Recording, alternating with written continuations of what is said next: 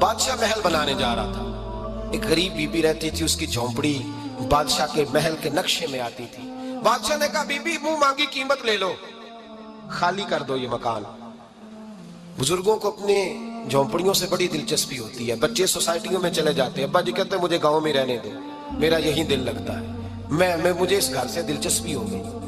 अम्मा कहने लगी, बादशाह मैं यहाँ ब्याह के आई थी, खामद इंतकाल कर गया, औलाद अल्लाह ने दी नहीं, मैं पका हुआ फल हूं, गिर जाऊंगी तो तेरा ही है, लेकिन मुझे इस आशियाने में रहने दे, ये घोंसला मैंने तिनका तिनका करके बनाया है, मुझे रहने दे, ना मुझे निकाल। कहने लगा मेरा नक्शा खराब होता है।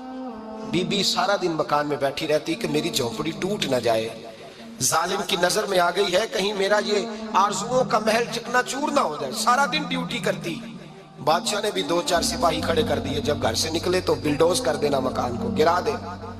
वो खातून कितनी दिन बंदा बैठ सकता है। एक दिन सरे शाम घर से निकली, 2-1 घंटे के बाद वापस आई तो मकान गिर गया था, दीवार बन गई थी। हजरत वहाब इब्न मुनब्बे फरमाते हैं, बस उसने दुआ की तो रब करीम ने वो शहर सारा तबाह कर दिया। उस बीबी ने 2 जुमले कहे तो उलट पलट दिया वो सारा शहर। मेरे नबी करीम अलैहिस्सलाम ने फरमाया, जब मजलूम के हाथ दुआ के लिए उठते हैं तो अर्श का मालिक आसमान से कहता है, खोल दे सारे दरवाजे, इसके बीच कोई पर्दा नहीं रहना चाहिए, आने दे, मजलूम है, इस पर जुल्म हुआ है। हज़रत वहाब इब्न मुनब्बे फरमाते हैं, बीबी आई और आकर के उसने जब देखा मेरा घर टूट गया है, महल टूट गया है, हालात बदल गए हैं, वो खातून आती है और मेरे भाई दुआ की तो उसने अंदाज ही बदल के रख दिए। मकान से निकली तो मकान टूट गया। अब फरमाते हैं वापस आई तो हाथ फैला के पता क्या कहती है, कहती ऐ अल्लाह मैं तो मौजूद नहीं थी, बता तू कहां गया था। तू भी मौजूद नहीं था, मैं तो नहीं थी, पर तू कहां था।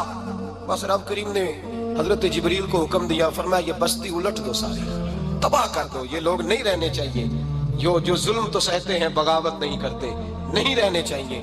लोग भूल जाते हैं ज्यादती करते हुए, वो बहू से ही क्यों ना करें, वो अपने घर के भूल जाते हैं कि शायद पूछने वाला कोई नहीं, शायद मेज़ान नहीं लगेगा। मेरे नबी करीम सल्लल्लाहु अलैहि वसल्लम ने फरमाया, जुल्म से बचो, ये कयामत के अंधेरों में से एक अंधेरा होगा। जिंदगी में ज्यादती ना करें। अगर थोड़ी देर के लिए कोई चीज बर्दाश्त कर जाएंगे तो वो फायदा दे जाएगी, कुछ देर के लिए अगर सह जाएंगे तो नफा मिल जाएगा। सहने की कोशिश करें लेकिन ज्यादती ना करें।